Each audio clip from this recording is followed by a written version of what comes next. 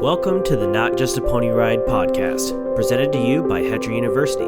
If you've landed here, you're probably passionate about how horses help people. Whether you're an instructor, therapist, in the business, or have experienced equine assisted services yourself, we're glad you're here. Join us as we talk about the benefits, the science, to-dos, how-tos, and all of the reasons why what we do is so much more than just a pony ride. And now, from the Hetra campus in Gretna, Nebraska, here's your host, occupational therapist Katie King. Hey everyone, thanks for pushing play today on this one. I'm excited to share this woman with you and her wonderful resources. Today I have Saebra Pipoly and her business, Hooffalls and Footfalls. They provide super high quality educational content related to equine assisted activities. So she does both in-person workshops and mentoring, and as well as has an extensive website with virtual opportunities. I mean, if there's ever anything you wanted to know or learn, her website has it available to you. Everything from lesson plan ideas, continuing education, mentorship and development for instructors. She has it all. And Saebra is just an awesome person to talk with, and she's super approachable. I just get these feelings from her that there is no question you can't ask her, and that she really truly believes that everyone should have an opportunity to be an instructor if they want to be, regardless of what experience they have. And her business sets people up for success in exactly that way. Saebra comes from a long history of horses and actually owns and operates her own PATH Premier accredited center in her own backyard, in addition to all of her Hooffalls and Footfalls business. So she is a busy lady, and I was very thankful to have her make time for us today. So I hope you enjoy it. All right, welcome, Saebra. Hi, thanks so much for having me on. I'm super excited to be on your guys' podcast. Absolutely. Well, you are a wealth of knowledge in many areas, but I'm excited today to talk to you a little bit about the CTRI and registered instructor mentoring process and all of that. But before we get started, why don't you tell our listeners a little bit about who you are and where you're from and what you do? Sure, sounds good. So, like to mention, my name is Saebra. So Saebra Pipoly, and I am located in beautiful Arizona. It's starting to get kind of hot right now as we're recording. So we're shifting into our quite warm weather, but I love the weather out here. But even though I'm located in Arizona, what I do in our industry, so the equine assisted services industry, I thankfully am able to do a lot of it either through travel, going and visiting, or in person. And here in Arizona, I've been involved in the equine assisted activities and therapies industry, now called the equine assisted services industry. It's a mouthful. I know, trying to get used to that. I've been involved in it well over a decade.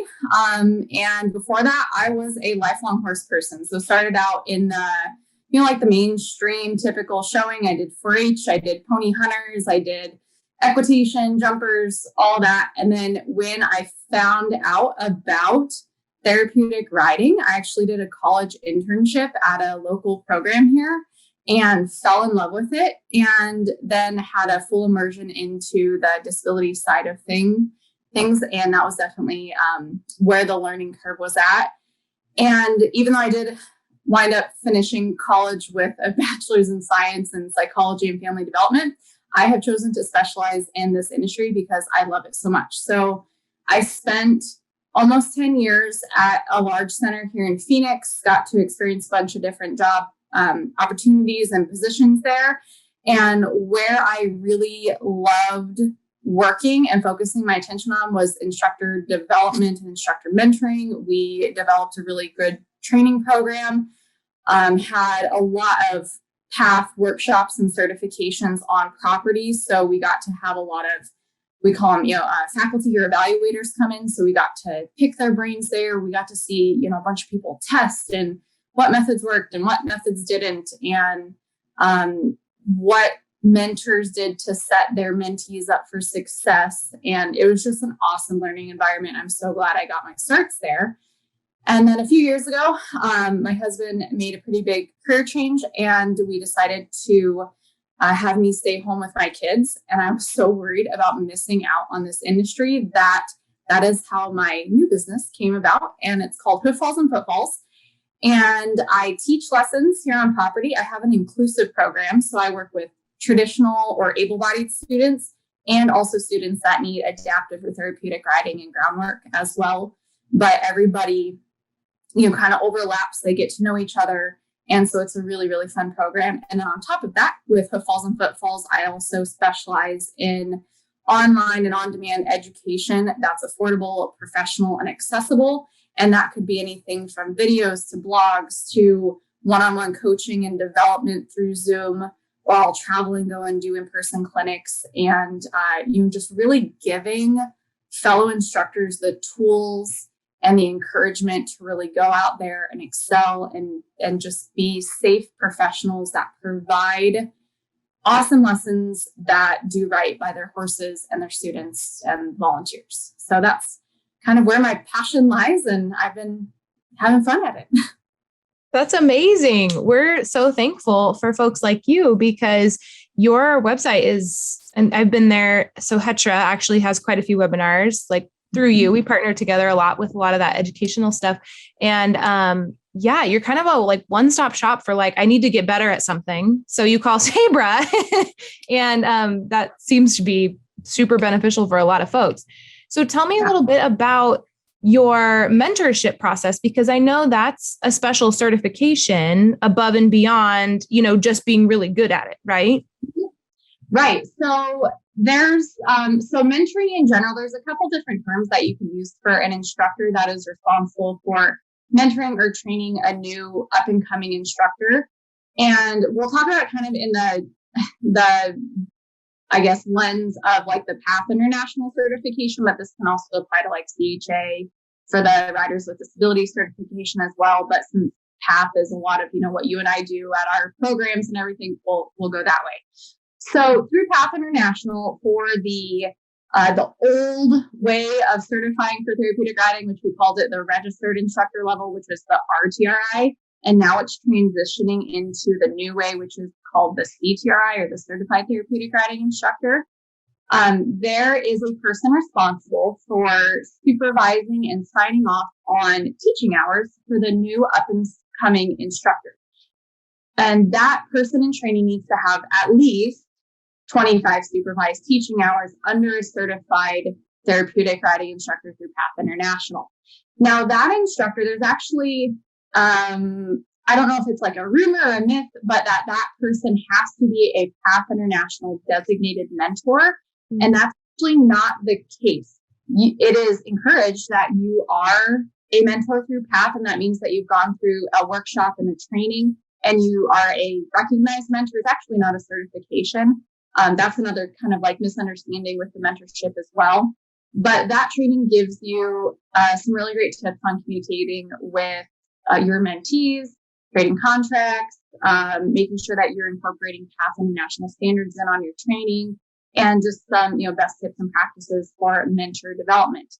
But you can also just be a certified therapeutic riding instructor who has had at least 120 hours of teaching being certified as well. And that's just because they want to make sure you have some experience under your belt as an instructor and have your boots out in the arena before you go train a new up and coming instructor. So mentoring, you can also call that person a supervising instructor if they don't have the PATH designated mentor status. But yeah, those people are super, super important to the development and the success of instructors that are wanting to get training and go along that journey to becoming certified through PATH International. So mentors are so crucial to our industry. And, I know I'm where I'm at because I've had some awesome mentors in my life as an instructor and as a person and as a mom that have really helped develop me. So I love working with mentors and other instructors to help give them the tools and give them what they need to know to be a good instructor that's training up our next, generation, so to speak, of new instructors. Right. So when you became, a certified mentor, do you have to go through some extra, I'm assuming it's so many hours and then some extra training or workshops, or what was kind of the time commitment for actually getting your credentials to be a mentor? Mm-hmm. So through PATH, it's not a certification, and there's nothing to stay up to date. So like our therapeutic riding instructor certification, that is actually a certified, a process that you go through. You turn an application, you do all of that. There's continuing education and everything that you need to do every couple of years. Now, the new way, old way was every year. But with being a designated mentor through PATH, you just go through a one-time training. They used to do them in person. I know they're for sure online. I don't know if they do them in person anymore. And I know that has kind of changed the format, but I've done the online. So you go through that one-time online training. And then as long as you stay up to date in all of your other PATH stuff, and you're a certified individual, then you can actually be listed on the PATH website as a mentor, recognized by PATH. But after that, there's not really any maintenance that you need to prove that you are staying up to date on the certification process or anything along those lines. So I really encourage people that are going through training to become a certified instructor. This applies to those going through the therapeutic riding, but also other certifications. So like, therapeutic driving or adaptive vaulting or equine specialist in mental health. You have to do your due diligence and make sure that you are choosing a good mentor or a good supervising instructor who is one certified and they're up to date on all their certifications and credentials and training. And two, that has some experience in training someone and they're familiar with the current process. If the person is a PATH recognized mentor, that's usually a bonus, but there are also some awesome supervising instructors / like mentor type people out there that are not PATH recognized mentors, but they are certified and they've taught at least 120 hours as a certified professional. Right. And I think that has a lot to say, what you had said about make sure that not only are they all certified and everything's good to go, they've, had all their hours, but also that they've had experience mentoring somebody and that they know what that process is like, because I've had professors that are like that. They know everything there is to know about a topic and they're like geniuses, but they're not so great at, mentoring and shaping people who are up and coming and learning. Yeah. Would you say, what makes a good mentor, or what do you feel like makes you a good mentor?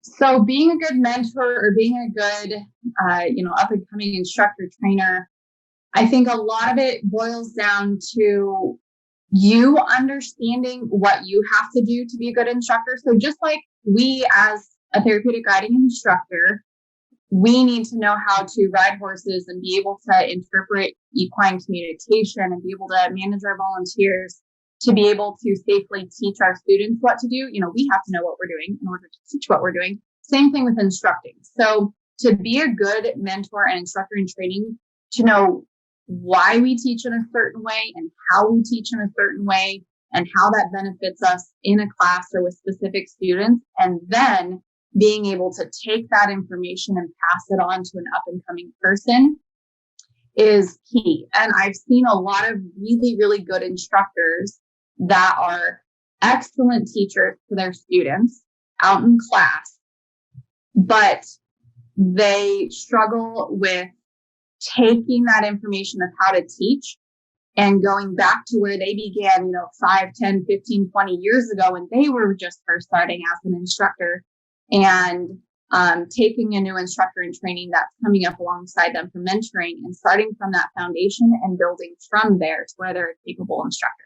So, like you were saying, there's some really good professors out there that they know their stuff, they can teach it to you, but then teaching it at that lower level and bringing you the bottom up to where they're at, it can be difficult. So I found that the really, really good instructors that are mentors know how to take a person where they're at and give them the tools and the techniques and the support and the guidance to them progress them on, just like we progress our students on in class. There's a lot of parallels between being a really good riding instructor or therapeutic riding instructor and being a really good mentor.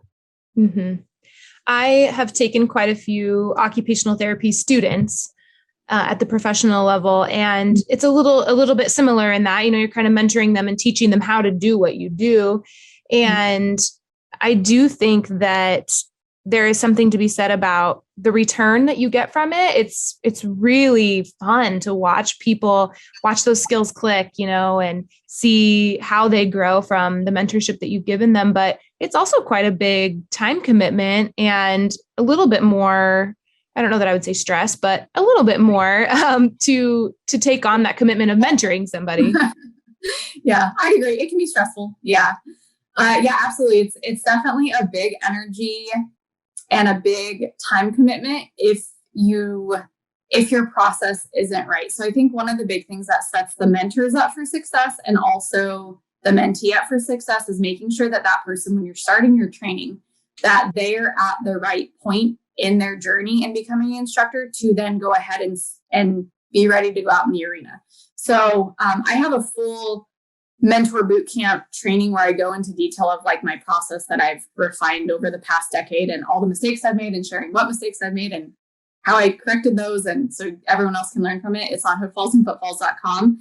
But one of the things I go into is the importance in screening and doing like a pre-check of that person that you're bringing in before you start those supervised hours. And so like when you do, I'm assuming when those OT students come out and do their practicum time, there's certain classes that they've got to pass and there's certain scores and everything that they've got to have and have that fundamental knowledge there before they get to go apply it in real life. Is that accurate for the OT? Yeah, absolutely. Yeah, they have to have that kind of firm foundation before you start trying to apply things. Yeah. So that same thing. And I think as mentors, we want to say yes to everybody. And yeah, come start. But we say yes too soon. And we don't do our due diligence as the mentor and as that professional to check and make sure that that person is where they're at in their own riding skills and their handling horses on the ground and that their groundwork skills in understanding, volunteer management or even going through volunteer training and knowing what that's like. So we have to let those people know, the soon-to-be instructor in training, what knowledge they need to have coming in to set them up for success, set us as mentors up for success. And then overall, that'll help decrease the stress for us and the mentee if we make sure that they have those foundational skills there before we ask them to start teaching or managing any lessons. Right. And at Hetra, we're blessed to have quite a number of instructors that have been there many, many years and are quite knowledgeable. So we kind of have those supervisors and mentors in-house, and we have our own process with, like you said, you have to check all the boxes. You have to volunteer so many hours and be a leader so many hours, yada, yada, yada, so that you have that good foundation before you even step into the arena to start teaching. But what would you say to programs that, might not have an in-house, ability to do that? So they might have to seek those supervisions in other places, or have you ever had people come to you, like to your center, and teach under you, but they came from somewhere else and that kind of process? Yeah, absolutely. So I've experienced that people coming in for training, both at larger centers, so where we had multiple instructors that were supervised and we filtered people through having multiple supervising instructors or multiple mentors, and then also people coming in and doing mentoring with me one-on-one now at my smaller program. And the process is the same. So whether they're coming in to be trained and work with you or coming in to be trained to then go out on their own, the standards for application was the same. So we would have them do a riding test to make sure that the riding was up to where it needed to be. So the old way, the RTRI way, you used to have to do a riding test and a teaching test for certification. And I can say that as a mentor and as a host site rep, so watching all those people come through certification, the riding was the component that most people did not pass out of the riding and the teaching.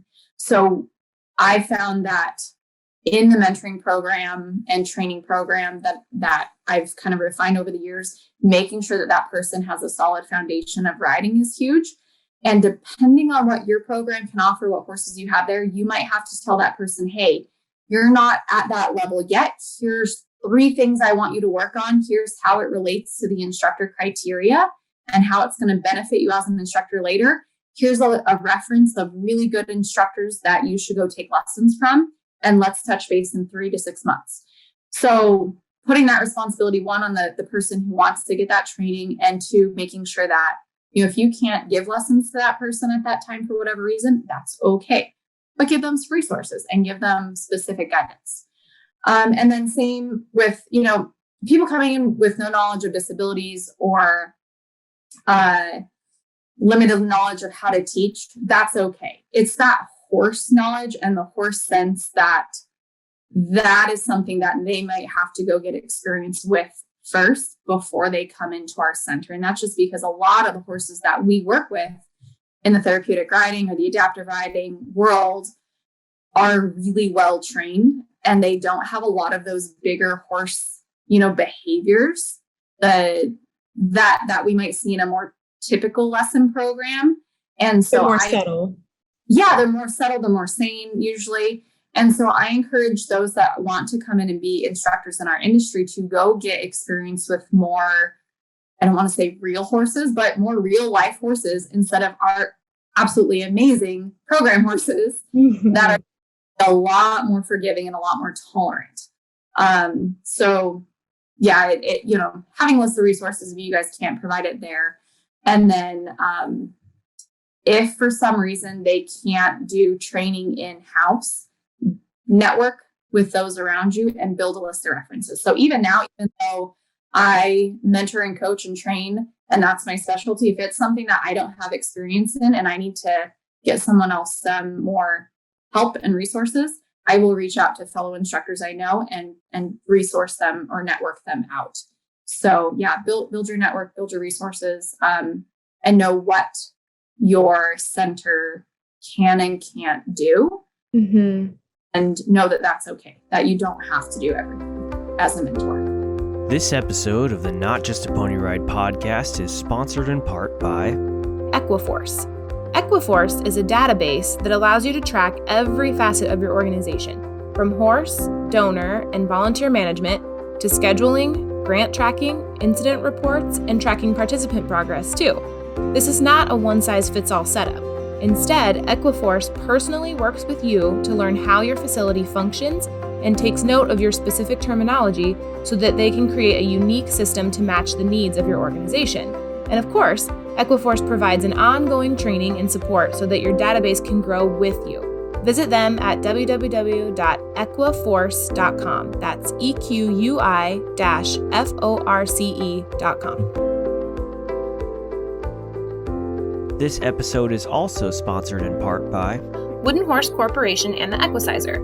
The Equicizer is a handcrafted, non-motorized mechanical horse used by equine-assisted service programs worldwide. The Equicizer requires no electricity, tools, or maintenance and can be used indoors or out for evaluations, warm-ups, stretching, mounting, dismounting practice, and volunteer training, fear, and build confidence with students, clients, and volunteers. It can easily carry the weight of 2 adults, offering the unique option to ride tandemly. To learn more about the Equicizer, visit equicizer.com. That's EQUICIZER.com. So in the same kind of breath, there are obviously multiple levels of riding, and adaptive riding, and that spectrum is very large.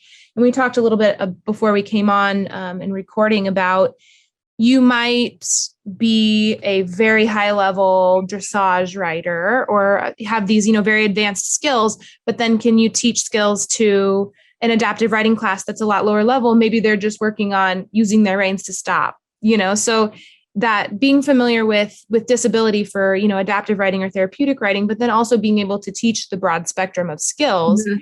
And at HETRA, we have the wide variety. We have kind of instructors at each level, but I do think there are some centers that might have kind of a sweet spot of participants, and to no one's fault of their own, but just kind of that's the way their participant pool has been. And so how do you, learn to teach those higher skills? Or if you're a higher skill center, how do you learn to teach those lower skills too? Yeah, absolutely. So good question of, how do you diversify? And, I think people coming into the training process, whether they're coming in as a very experienced high-level rider and then having to then figure out how we teach, the super involved students and those that are, where our progression in reining, our progression in woes are like microscopic versus like, all right, we mastered reining and rowing today, and now we're moving on. The bigger progressions to maybe an instructor who learned how to ride later in life, and they're a newer equestrian but still have that foundation. I think a good mentor over time and over practice, and seeking out other mentors who have more experience too, you learn to adapt your mentoring process to meet your instructor in training where they are. So if you have someone coming in who might be a very experienced higher level rider, excuse me, and so then teaching them how to break down that higher level skill and do what we would call task analysis and breaking it down to those baby steps, and then apply it to the lower level rider. So how do we take this big skill that we know the idea of and that we do it like we can do it breathing, it's just second nature to us with posture, woes, or whatever it might be, and how do we break that down and communicate it to our students? And then on the flip side, if we have an instructor in training that is newer to riding, and maybe they started riding in adulthood and it's been a couple years, but they're still, they passed the screening for the riding, they've got the solid riding level. How do you then encourage them to seek out further education so that then they can continue to progress their riders? Videos are a big thing. So if you at your program are not able to, you have like your sweet spot, like you were talking about, of whatever your rider population looks like, giving them videos to go watch and learn. For the instructors that are maybe newer to riding, I encourage them to go attend local traditional clinics just to pick up on more ways to explain things and how to progress people in a more traditional format, so to speak.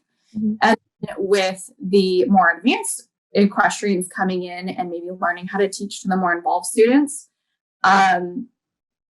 either fielding them out to a local center where I know that they have maybe a more involved population than what I would have, and having them go and watch a network or maybe try to find adaptive riding videos for them to watch. That's why with Hooffalls and Footfalls, I try to provide sample videos, is because we can use those videos as learning experiences for those where even if you can't have it there on property, well, let's go watch a video and let's talk about it and go from there. And especially with this whole COVID and how stuff's kind of changed recently, videos have been an awesome way to increase the chance of getting that person more of a diverse education. And then also for both, encouraging them to always continue growing and pushing themselves to be a better instructor no matter where they're at. If they're high on the horse end, or newer on the horse end, wherever it might be, just teaching them to be a constant student of teaching, because it's a never-ending process. Yes. I have almost every podcast I do, this comes up in some way, but with horses, with instructing, with really anything, if you think you're a master at it and there's nothing else to learn, then it's not the right thing for you. Absolutely. Yeah. It's, I can't remember what it's called, but there's an actual term for it of, the more you know, and the more skilled you are at your trade, the more you realize you don't know. There's an actual term and I can't remember for it, but yeah, it's crazy because, even though I'm definitely a better instructor now, over a decade into this whole journey, I'm realizing more and more that like, I'm never going to be able to learn everything I want to learn. So it's fun. I think that's part of why I love this job so much. Right. Always room for improvement and growth. Mm-hmm. So tell me a little bit about, since you've seen the instructor certification and mm-hmm. all the different levels of that, it's kind of grown and changed over the years. And the path one specifically has changed a lot in this last year or two, right? Mm-hmm. To the new CTRI process and the testing process. And there's been a little bit of not discrepancy, but talk, I guess, about that new process and how those instructors are going through that. Mm-hmm. Tell me a little bit about that. Yeah, so there has been, I've tried to reserve judgment on how I think the process is going to go, and just waiting and seeing how it really plays out, because change is always hard. So, we're used to the old way, the registered way for, since I started. So for me, 10, 12 years of knowing that process. And then now, oh my gosh, we're going to have to learn a new way and a new process. But what I have found is that, one, I can tell any mentors or certified or supervising instructors that right away that really my mentoring and training process, the way it was, has not changed from training someone to go and then be a quality and a thinking and a capable registered level therapeutic riding instructor and succeeding at the registered level, to training someone who's then going to go and be successful at the CTRI, or the certified therapeutic riding instructor level and process, because the training and the foundation I put on my instructors doesn't change. At the very end, there might be, a couple little tweaks that we make to make sure that it applies to that specific little certification that we're going for. And, there's some, I joke that we're playing the game of certification, when you're sending in the video and when you're sitting to take a test, but just like any other degree you get or any college thing, that's why people go sit and take SAT training courses, is so that you can learn those tips and those tricks to be successful. But I can say that through the change of this whole RTRI to CTRI, there are a lot of things are more the same than they are different. And the video with the CTRI process, you go through this application phase. There's 5 different things that you have to do. You have to, make sure you volunteer, get experience as volunteer, make sure you have your horse knowledge down. And then you also turn in a video of you teaching a warm up, and then it ends with you teaching the pattern. Well, this video of you teaching this warm up and then teaching the pattern is actually very similar. And I'm not going to say it's identical, but this video and this process was actually kind of already in existence in the old way, but a lot of people maybe just didn't know about it, because in the old way, in the registered therapeutic riding instructor certification process, where you had to teach a lesson to 2 students with disabilities, and then you yourself had to go ride a warm up of a horse and then a pattern. If someone physically couldn't go ride a horse for whatever reason, maybe they had an old back injury, they were wheelchair bound, they were pregnant, whatever it was, you would have to then instead teach the warm up and teach the pattern to a rider on that horse. And it's like you're telling them what to do if you were on that horse. So this new video for the CTRI process, everyone's like, oh my gosh, it's new, it's completely different. Well, actually, it was kind of already in existence before, but it just wasn't as common because not a lot of people took that accommodation the old way. They would go ride instead of going and teaching. So yeah, the video has been a big thing. It really does fall back on the mentor, though, to make sure that person has experience and is a good person to be teaching people with disabilities, because that's not really evaluated anymore like it was the old way. So it really does fall on the mentor, the supervising instructor, to, if you're going to sign off on hours of this person having experience, before you put your name or your certification number down on there, that they've earned it and that they're capable, because the process has changed a bit more. So I would say that the change from the registered way to the new CTRI way, there's pros and cons of both that I've seen.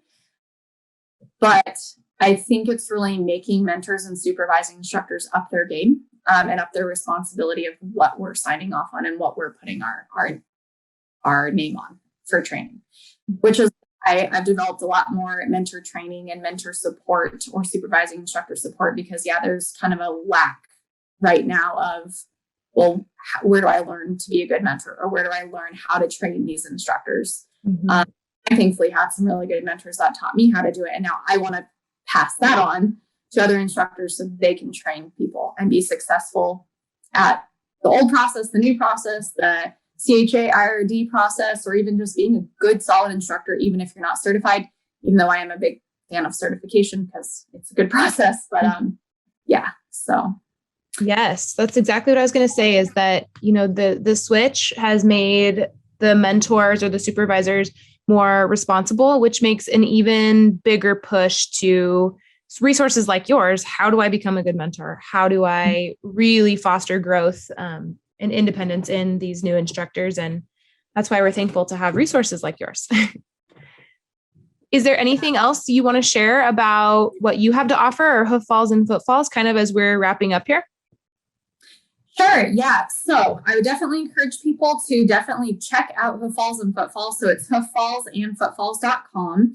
And I have a lot of free resources that are on my website. So I've got some blogs on there. I have a YouTube channel as well. If you search Hooffalls and Footfalls on YouTube, it'll come up. A lot of the videos actually meet continuing education requirements, which is nice. And Facebook, you can find me on Facebook as well. And I try to do a lot of like teaching tips and equipment tips, and bring awareness to equine welfare and how we can partner with our coworkers. And then if you want even more education past the free level, because it does take a lot of time and effort to develop it, as you guys know, because you guys have an awesome education series as well, check out the online courses. And that is where they can find Hooffall and Footfall, the more formal courses that I offer, as well as there's Hetra University courses on there. You guys have some awesome, half hour, an hour webinars on there. And those are able to be registered on there.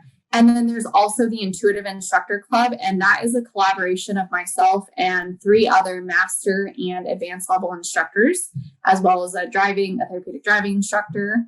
And we also have guest presenters on every once in a while. And we have, at the time of recording, over 60 hours now in our education database, from videos that are volunteer management to program development to equine welfare to matching horses and riders to disabilities as they relate to adaptive or therapeutic riding.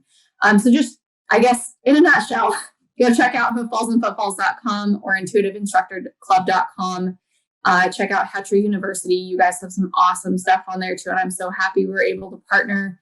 I know the nightmare of setting up all the technology and everything. So I'm glad I could take care of that and host your guys' wonderful content to get it out there to everybody. But yeah, and then just reach out to me if anyone has questions. A lot of what I do is, if I don't have the resources for you, I will find you a resource, because I have a lot of networking that's done in the industry, and I love putting people in contact with the right people to help them be successful in their journey. And I know I don't know everything.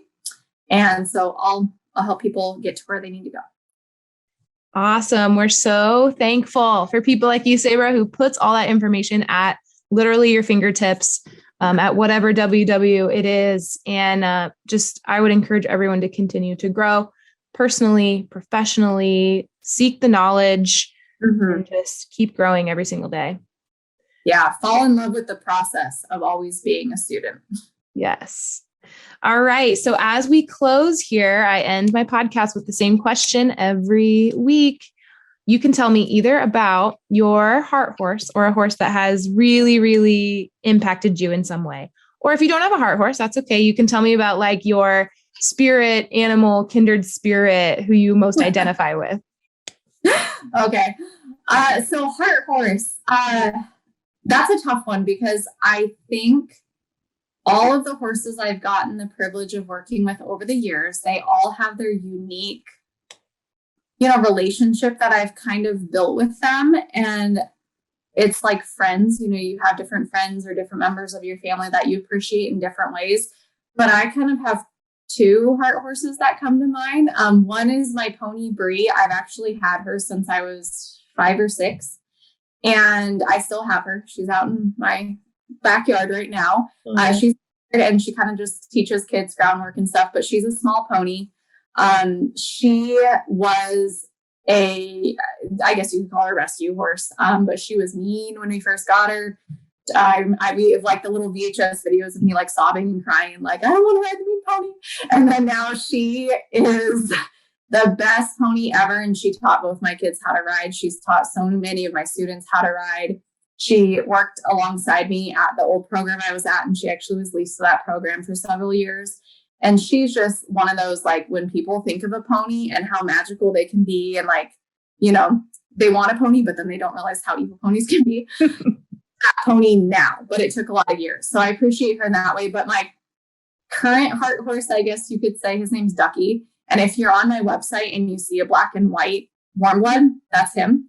And he's a goofball, and he communicates so well. And I've had him since he was 3, and he's 13 now. And so just building that working relationship with him of, 1, he's my personal horse, but 2, he also works alongside me in my lessons, and just the level of communication we have, and his personality and how he is, and even his little quirks that annoy me sometimes, just like a person in human relationships, you know, everyone has quirks.